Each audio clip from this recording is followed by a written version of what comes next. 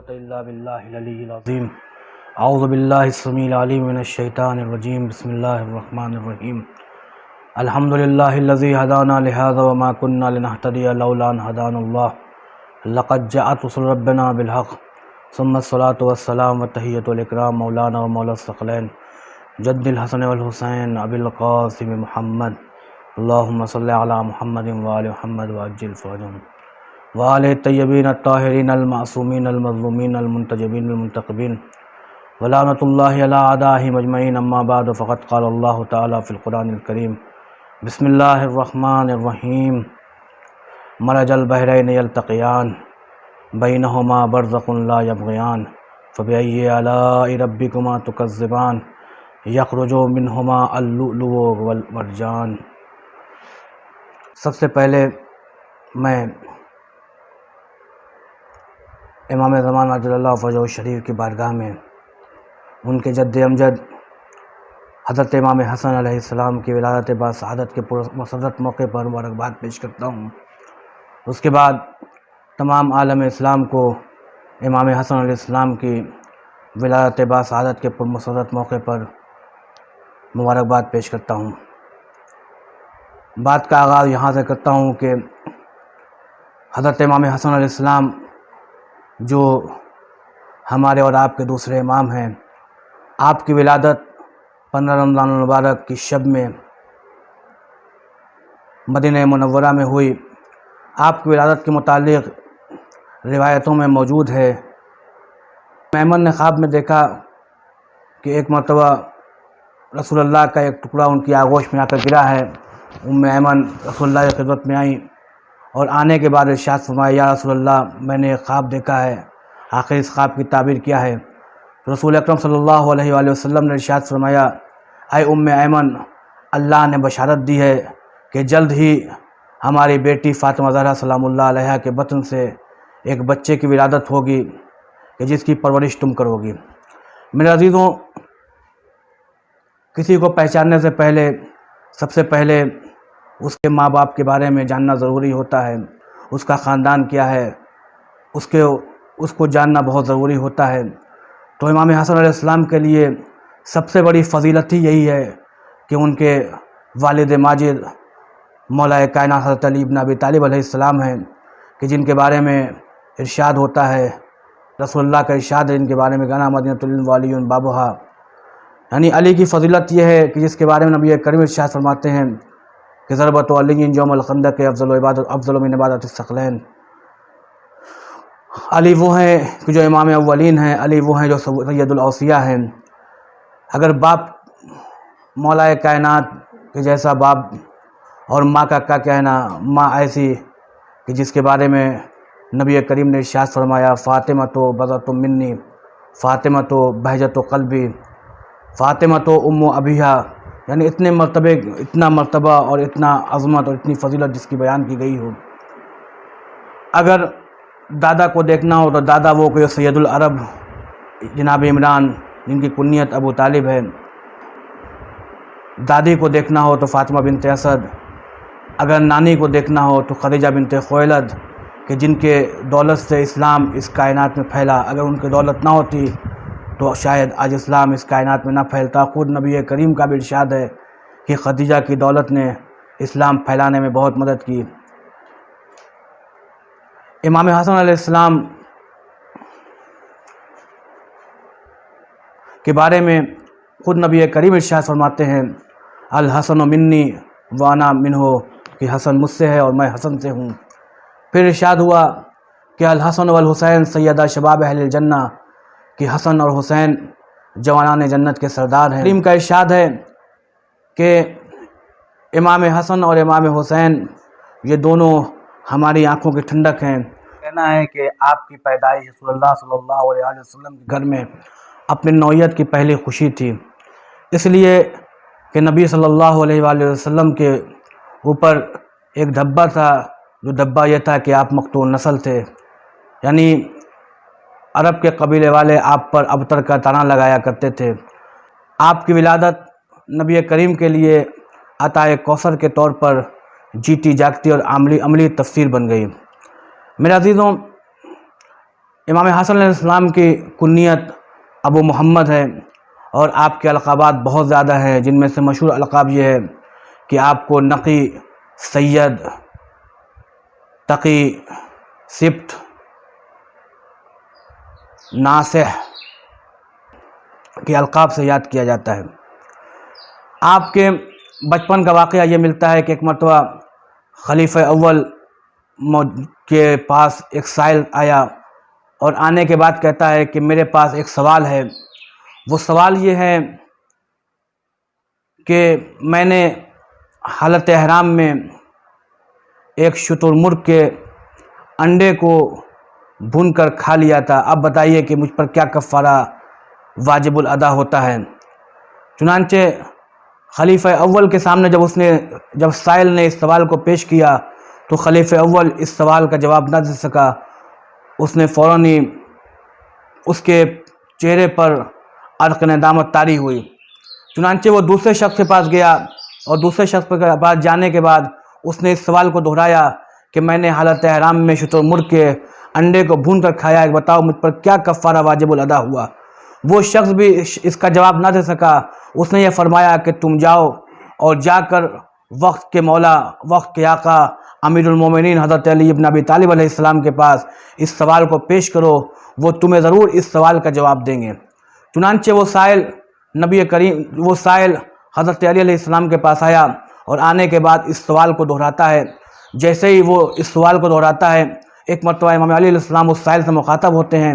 اور مخاطب ہو کر کہتے ہیں اے سائل، وہ میرے دونوں بچے یہاں موجود ہیں، جاؤ ان سے سوال کرو، وہ تمہیں اس سوال کا جواب دے دیں گے۔ چنانچہ سائل آگے بڑھتا ہے، امام حسن علیہ السلام کے پاس آتا ہے اور کہتا ہے کہ میرا ایک سوال ہے۔ وہ سوال یہ ہے کہ میں نے حالت احرام میں شتر مرغ کے انڈے کو بھون کر کھا لیا ہے، بتائیے کہ مجھ پر کیا کفارہ واجب الادا ہوا۔ جیسے امام حسن علیہ السلام نے اس سوال کو سنا، سوال کو سننے کے بعد جواب دینا شروع کیا کہ کہا کہ دیکھو، تم نے جتنے انڈے کھائے ہیں، تم جا کر اتنی ہی اچھی اونٹنیاں لو، اور اونٹنیاں لینے کے بعد ان کو حاملہ کراؤ، اور حاملہ کرانے کے بعد ان سے جو بچے پیدا ہوں ان کو جا کر تم کعبے کے سپرد کر دو، راہ خدا میں دے دو۔ چنانچہ جیسے یہ جواب سنا، وہ سائل خوش ہو گیا۔ ایک مرتبہ مولا کائنات اس سوال کے جواب کو سن کر بہت خوش ہوئے، اور خوش ہونے کے بعد ارشاد فرمایا کہ بیٹا یہ بتاؤ، ایسا بھی تو ہو سکتا ہے کچھ حمل ضائع ہو جایا کرتے ہیں، کچھ بچے مر جاتے ہیں۔ عرض کی بابا جان، آپ کی بات بالکل درست ہے کہ حمل ضائع ہو جایا کرتے ہیں، بچے مر جایا کرتے ہیں، تو کیا ایسا بھی تو ہوتا ہے کہ کچھ انڈے خراب اور گندے ہو جایا کرتے ہیں؟ چنانچہ جیسے ہی مولا کائنات نے یہ جواب سنا کہ کچھ انڈے خراب اور گندے ہو جایا کرتے ہیں، مولا کائنات خوش ہوئے، اور سائل بھی خوش ہوا، اور سائل خوش ہونے کے بعد ایک جملہ کہتا ہے کہ کیا کہنا، آپ کے جواب کا کیا کہنا، آپ نے ویسا ہی جواب دیا جیسا اپنے عہد میں سلیمان نے جواب دیا تھا۔ چنانچہ وہ سائل خوش ہو کر دروازے امام حسن علیہ السلام سے لوٹا۔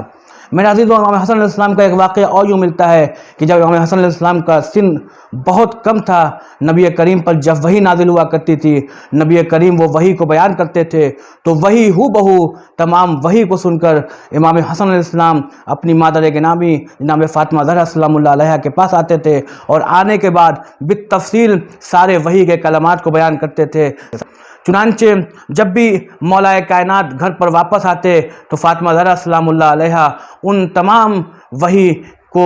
تمام باتوں کو کہ جو مولا حسن علیہ السلام سے سنتی تھیں، ان کو مولا کائنات کو دہراتی، ان تمام چیزوں کو مولا کائنات کے سامنے پیش کرتی، تو مولا کائنات متعجب ہو جاتے کہ یہ بتائیے کہ آپ کو اس کی خبر کیسے دی؟ تو انہوں نے کہا کہ میرے شہزادے حسن نے ان تمام باتوں کو بیان کیا۔ چنانچہ تاریخ میں بیان ہوتا ہے کہ ایک مرتبہ ایسا ہوا کہ جب امام حسن علیہ السلام تمام وحی کی باتوں کو سن کر آئے، نبی کے سارے کلمات سن کر آئے اور گھر پر تشریف لائے، تو امام حسن علیہ السلام کے ساتھ ساتھ مولا کائنات بھی گھر پر آئے، اور آنے کے بعد پس پردہ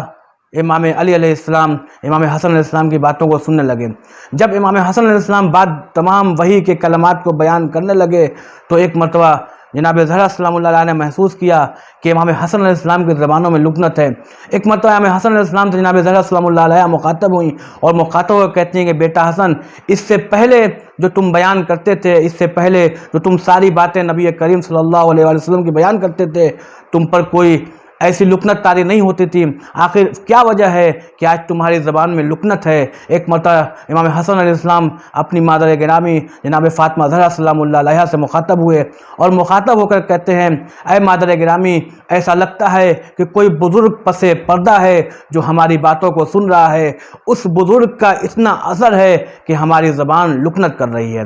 میرے عزیزوں، امام حسن، میں نے بتایا کہ امام حسن علیہ السلام کی فضیلت کے لیے یہی کافی ہے کہ ان کے بابا علی مرتضیٰ ہیں، ان کی ماں فاطمہ زہرا سیدہ نساء عالمین ہیں، ان کے دادا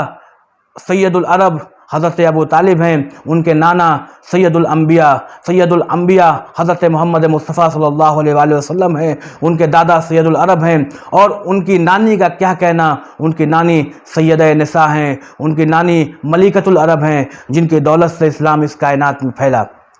میرے عزیزوں، حسن علیہ السلام کو نبی کریم کا بیٹا ہونے کا بھی شرف حاصل ہے۔ اگر اصل طور پر دیکھا جائے تو امام حسن علیہ السلام نبی کریم کے نواسے ہیں، لیکن مباہلے کی تاریخ کو یاد کیا جائے تو مباہلے کی آیت